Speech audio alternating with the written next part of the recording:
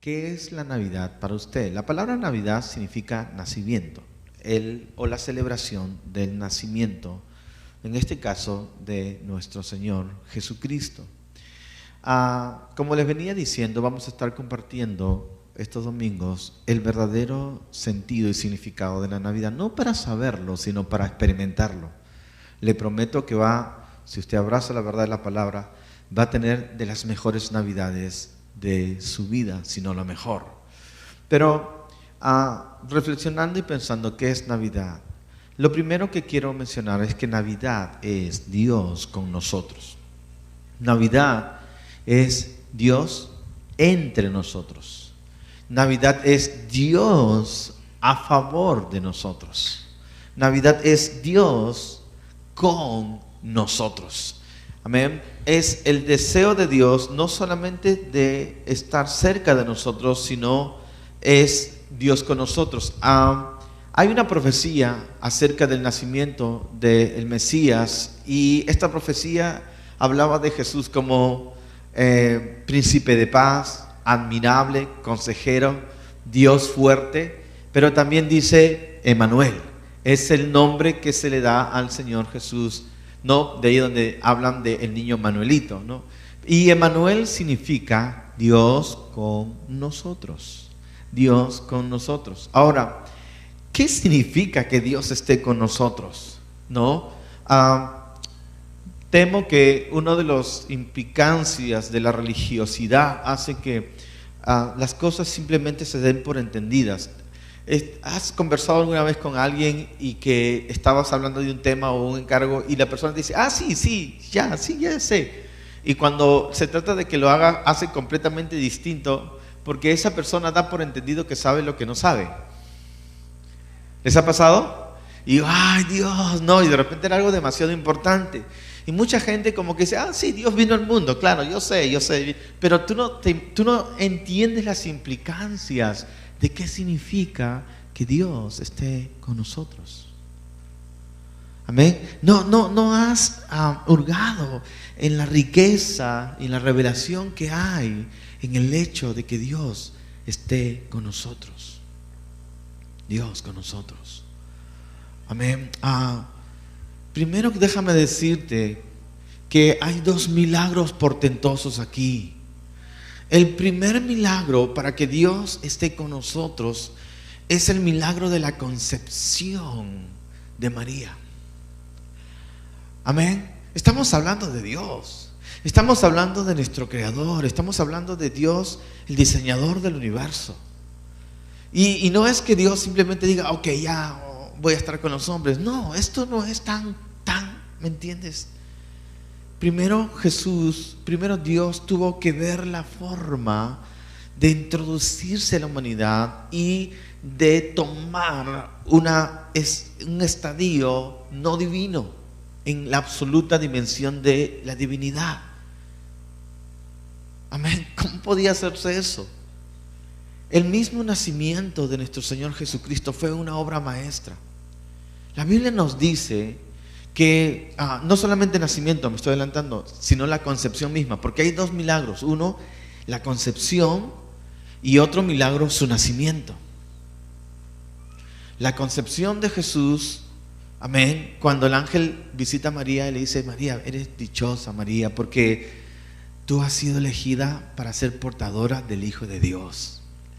Y de tu santo ser, de tu ser, se ha engendrado un santo ser que será llamado, el Salvador.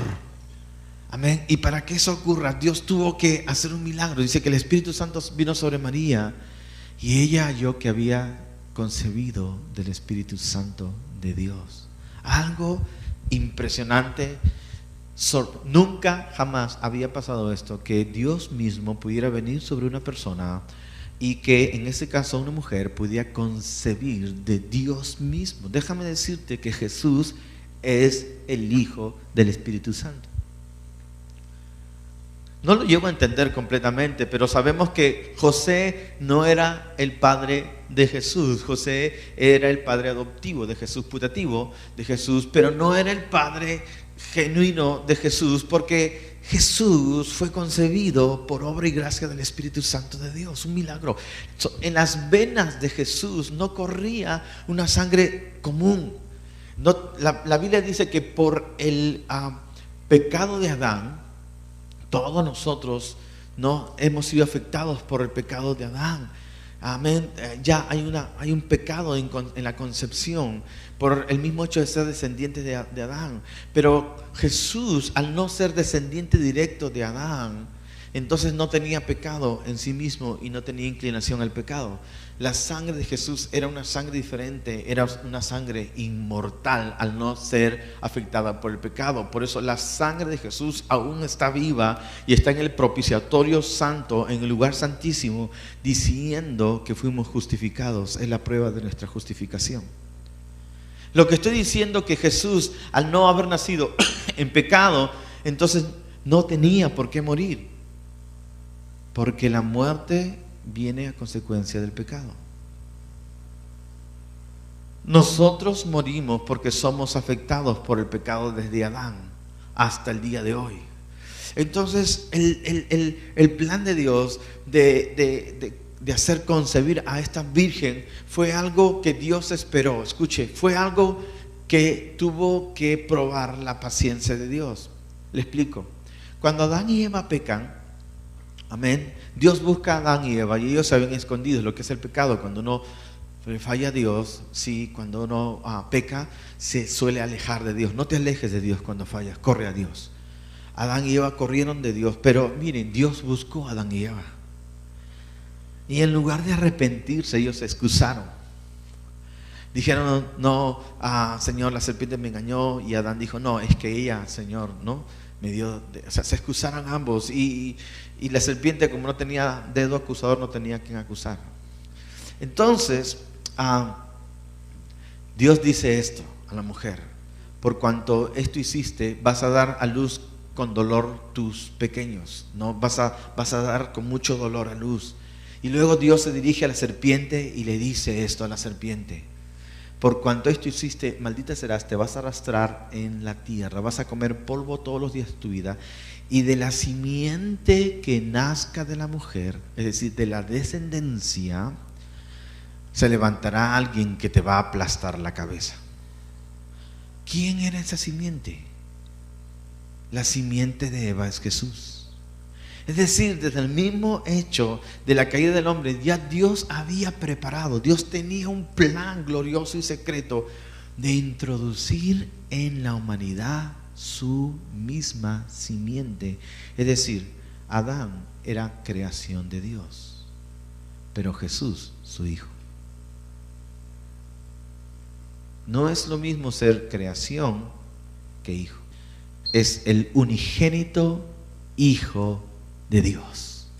Amén. Es la misma estirpe de Dios, el mismo linaje de Dios. Y como Adán y Eva, sus criaturas más maravillosas, le fallaron a Dios, Dios dijo: tengo un plan mejor. Yo no voy a levantar solo criaturas, voy a levantar una estirpe, un linaje, el linaje de los hijos de Dios.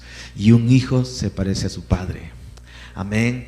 Entonces, para Dios levantar ese linaje, por eso Pedro dice: somos linaje escogido, real sacerdocio, pueblo santo. ¿Cuántos se alegran que somos linaje escogido del Señor? Hasta ahora y tú y yo no llegamos a entender todas las dimensiones de esto. Entonces, ahí vemos, Dios tenía que introducir su simiente en la humanidad, y halló una mujer en la cual iba a poder introducir su simiente. Si Dios introducía su simiente, desde esa simiente se iba a levantar toda una estirpe, una raza. Por ahí andan diciendo guachaferías como una raza diferente. El único que levanta una raza diferente es el Dios, el único Dios a quien amamos y exaltamos. ¿Cuántos dicen amén? Él levanta un linaje escogido, un real sacerdocio. ¿Cuántos dicen amén? Porque realmente hay una sola raza, la raza humana, no hay más razas. No hay más, hay una sola raza, la raza humana. Pero en medio de la raza humana, Dios va a levantar sus hijos. Entonces, el nacimiento de Jesús es el inicio de esa descendencia de los hijos de Dios, engendrados, amén, por el Espíritu Santo. Entonces Jesús es el primero. Dios, para levantar esa descendencia, primero, amén, hace que una mujer conciba. Primer milagro. Decía que Dios esperó cerca de 2000 años. Es tan extraordinario esto que en el reloj de Dios, si usted lee el libro de Mateo, cuando narra, amén, hasta el nacimiento de Jesús, se traza en la historia, en los hilos de la historia, se trazan los tiempos, y hay exactamente 14 generaciones exactas hasta el nacimiento de Jesús. Todo estaba encadenado de manera magistral, amén, y precisa, mejor que cualquier reloj suizo, ¿sí? Y en el cumplimiento de los tiempos, precisamente, vino el Salvador de la humanidad. Todo estaba tan sincronizado, todo estaba tan armonizado, que Jesús no vino ni antes ni después, vino en el momento exacto. Ahora déjame decirte, ¿qué tiempo estaba viviendo la raza humana en el momento que llegó Jesús? El momento más oscuro de la humanidad. Por eso Juan, cuando narra el advenimiento de Jesús, dice, amén, en el principio era el Verbo, y el Verbo era Dios, y el Verbo estaba con Dios, y aquel Verbo se hizo carne y habitó entre nosotros. La luz vino a este mundo, y las tinieblas no resistieron a la luz. Es decir, cuando Jesús viene a la tierra, Dios está mandando su luz en medio de las tinieblas. El tiempo en que nuestro Señor llega a la humanidad fue el tiempo más oscuro de la humanidad. Esclavitud, explotación, homosexualidad al límite, bestialismo, orgías. Los emperadores no solamente tenían orgías, sino relaciones con animales, bestialismo.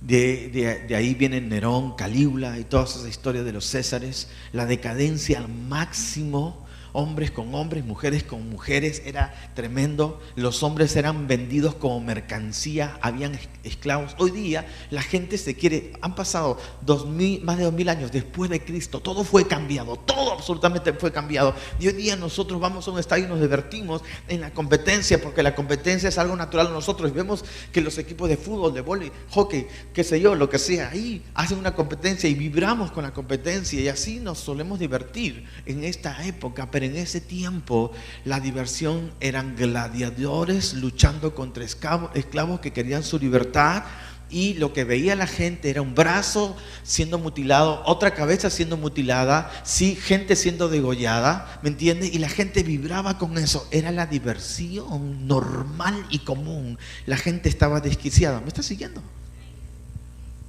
Cuando Jesús aparece, el momento, Dios ve toda la maldad de la humanidad y está esperando 2000 años. ¿En qué momento Dios introduce su simiente en la humanidad? Dios tenía un plan secreto, glorioso.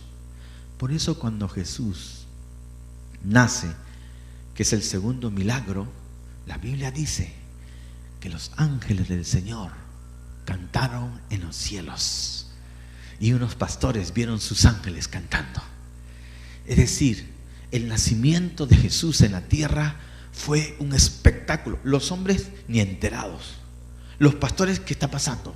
Veo ángeles cantando. ¿Qué es esto? Unos sabios viniendo del oriente, trayendo ofrendas, pero mucha gente, sumida en la ignorancia, no sabían que la tierra estaba siendo visitada por la deidad. ¿Cuántos me están siguiendo? La tierra estaba siendo visitada por el reino de los cielos. Dios envió a su simiente a la tierra, ¿sí? Pero en los cielos esto no era ignorado. En los cielos esto era un espectáculo. Todos los ángeles mirando ahí el momento no solamente de la concepción, ahora el momento del nacimiento. Y cuando esto está por ocurrir, los ángeles vibran porque saben que ha venido la esperanza a la humanidad. Aleluya.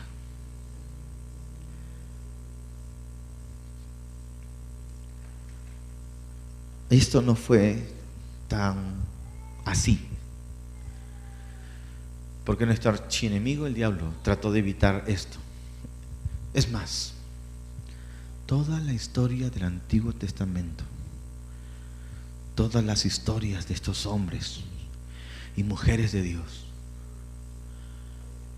todas las historias de estas personas están encadenadas para preparar el camino al Mesías. Todas estas historias no eran más que preparativos para ese gran acontecimiento de la venida del Salvador a este mundo, de la esperanza a este mundo.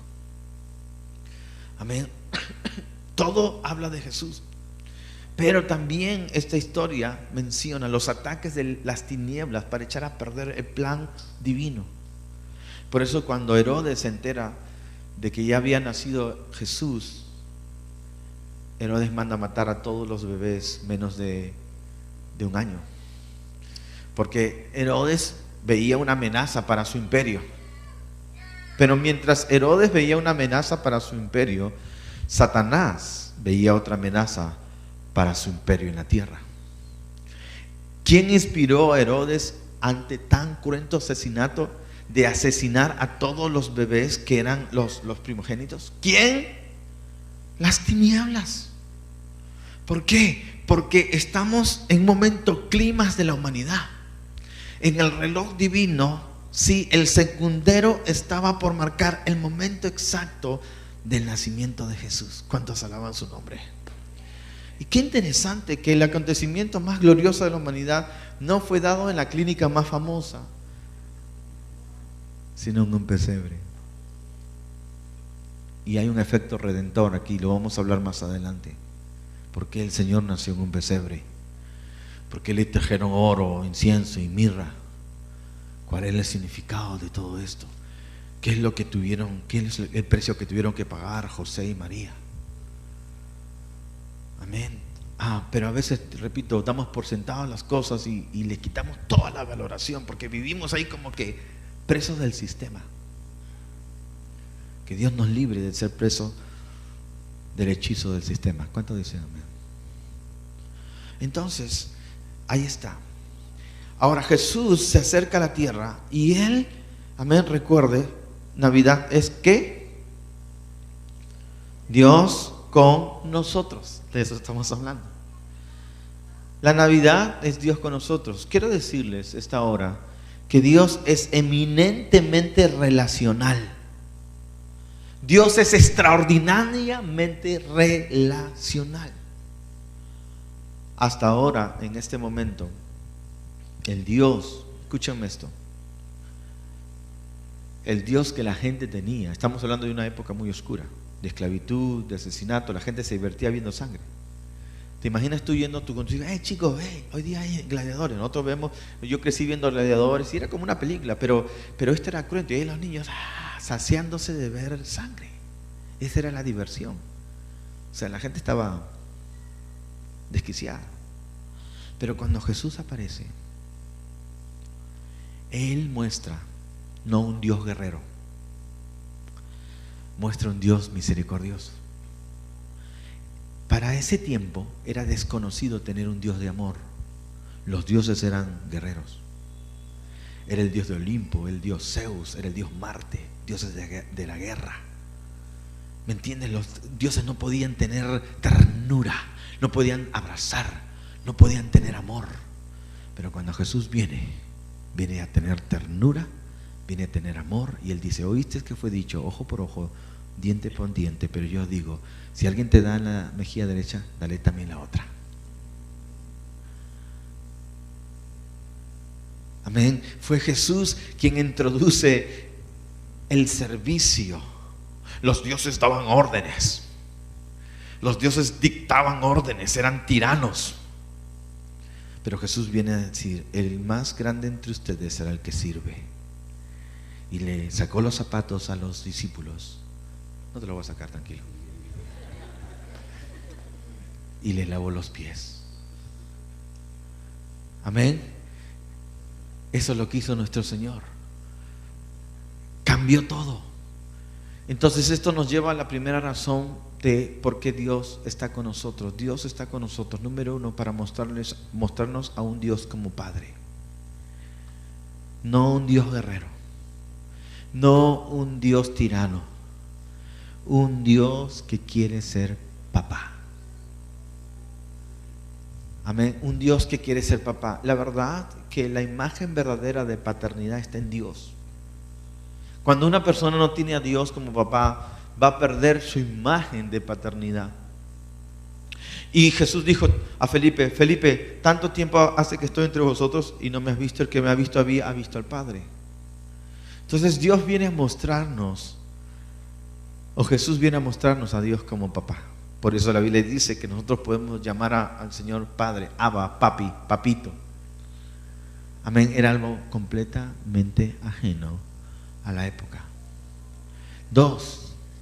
La venida del Señor Jesucristo nos muestra que Dios viene a identificarse con nosotros.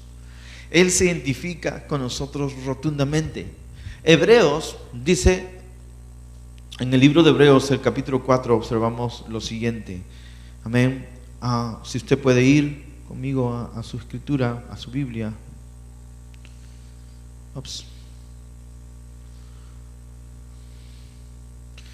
Hebreos capítulo 4, verso 15 dice: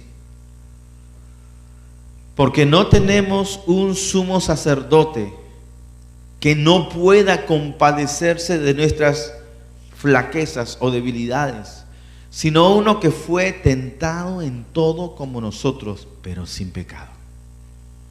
No tenemos un sumo sacerdote que no pueda compadecerse de nosotros, sino uno que fue tentado en todo. Es decir, no tenemos un Dios que no haya padecido o sabido lo que es la prueba, el dolor. No tenemos un Dios que no sepa lo que son las luchas. Tenemos un Dios que estuvo dispuesto a dejar su inmortalidad y asumir su humanidad y tener las mismas luchas. Dice la Biblia que fue tentado en todo. Así que déjame decirte que Dios sí conoce tus luchas. Él conoce tus tentaciones, Él conoce tus luchas, Él conoce lo rudo que es enfrentarse a la situación. Él conoce. La gran diferencia es que Él nunca pecó. Porque Jesús vino a enseñarnos, mira, yo vencí al pecado, no como Dios, sino como hombre. Si yo lo pude hacer, yo te puedo ayudar a tener victoria sobre el pecado. Jesús viene a darnos victoria sobre el pecado. Y Jesús pudo enfrentar el pecado, la tentación y las pruebas con grande victoria. Pero fue tentado. Tuvo luchas, tuvo ataques de las tinieblas. El ataque de las tinieblas contra Jesús fue tan feroz.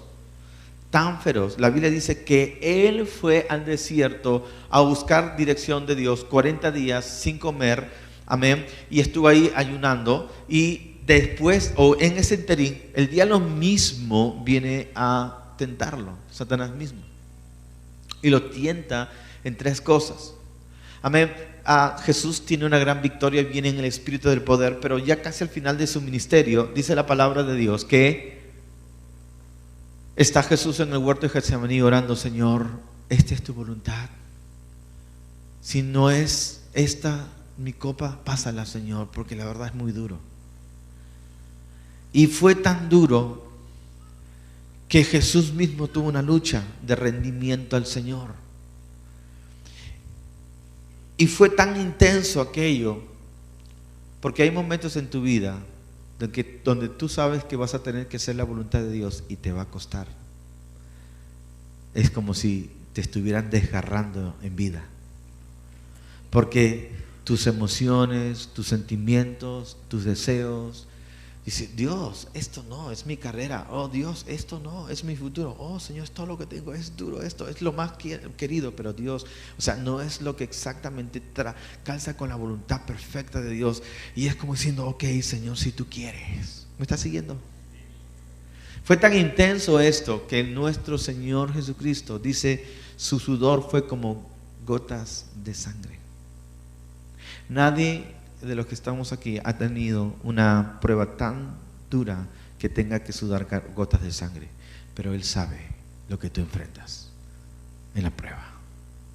Jesús vino a mostrarnos que Dios no es un Dios que ignora tus luchas. Él conoce cada una de tus batallas, pero Él está contigo porque Dios está con nosotros. Amén. Dios está contigo. Y no solamente eso, Él sufre. Escúchenme esto. Una cosa es sufrir por nuestros errores y torpezas y tonterías. ¿Cuántos han cometido tonterías, torpezas?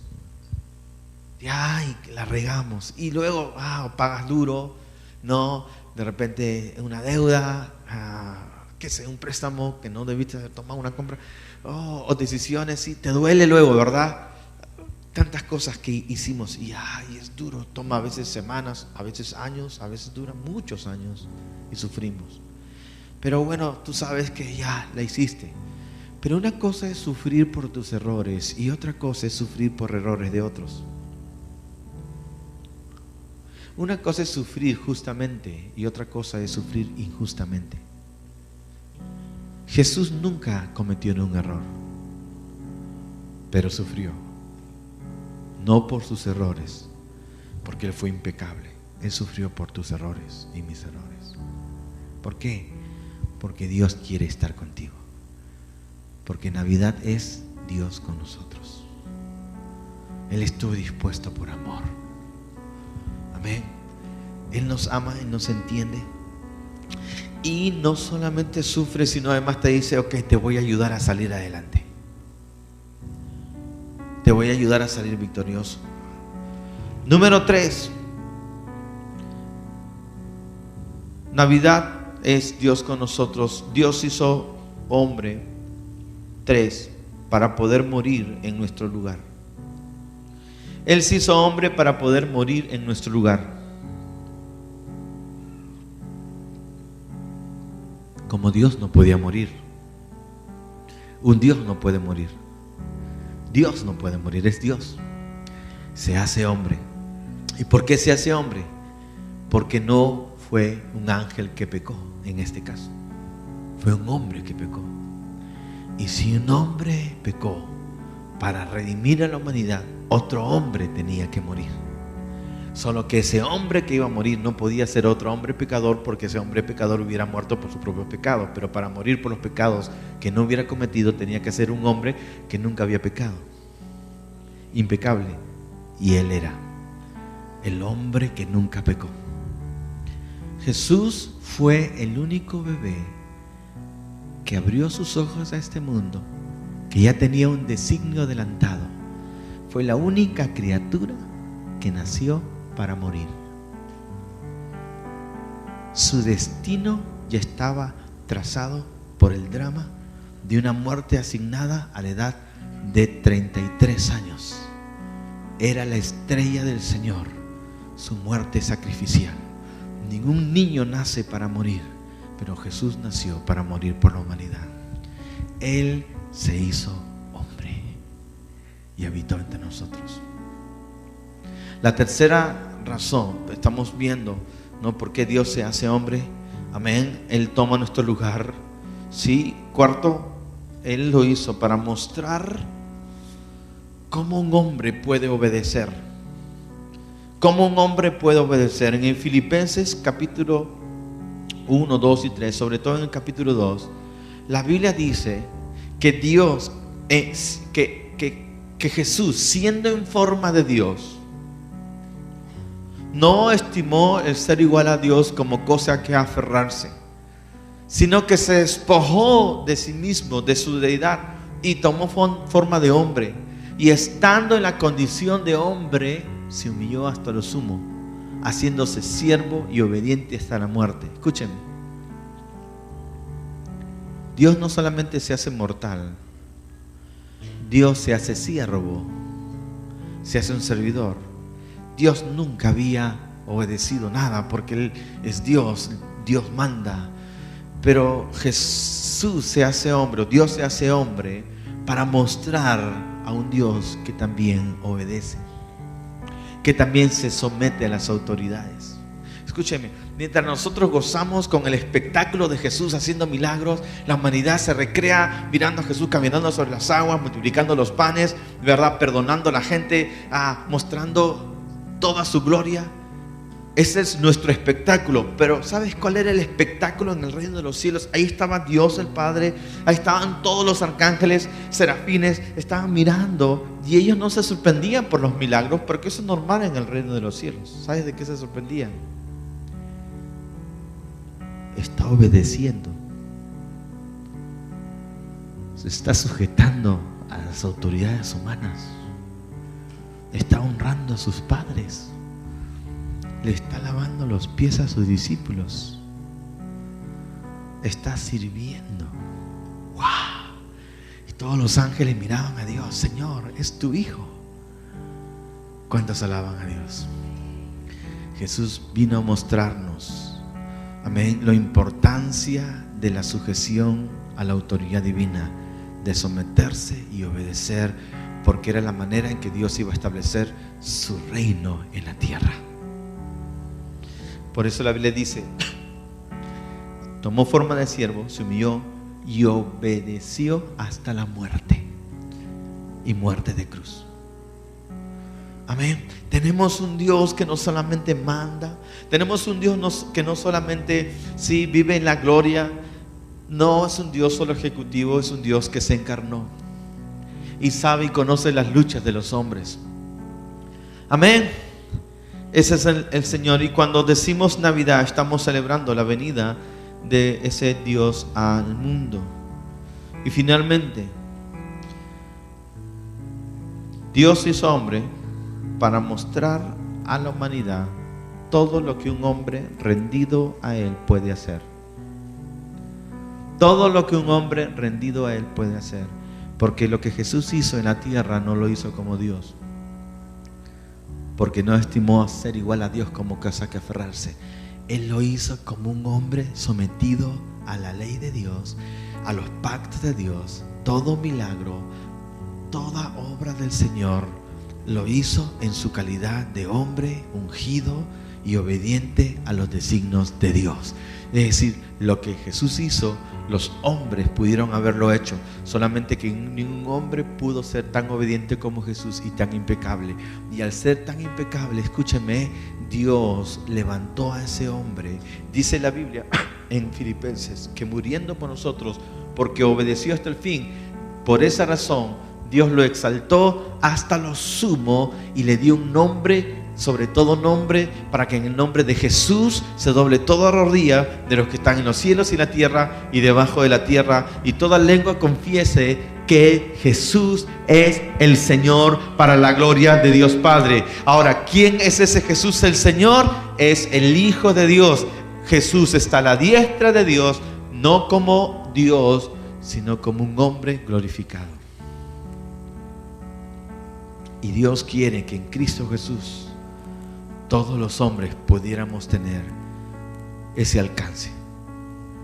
Amén. Y Él nos hace herederos y coherederos con Cristo. ¿Qué nos está mostrando Dios? Y concluyo. Con Adán era un mayordomo, una criatura encargada, disfrutando una relación con Dios. Con Jesús somos hijos, y como hijos, herederos y coherederos con Él. Navidad simboliza todo esto. Dios con nosotros. Oramos. Señor, te doy gracias en el nombre de Jesús, porque tú nos das sabiduría y nos enseñas tu camino, Padre. Nos muestras tu verdad, aleluya. Y oro en esta hora en el nombre de Jesús, que aquellos que no te conocen puedan ver la luz. Si usted está aquí en esta tarde, estoy seguro que esta palabra ha sido señalada directamente del cielo para usted. Si Jesús fuera quitado de esta iglesia no es nada. Somos un grupo de gente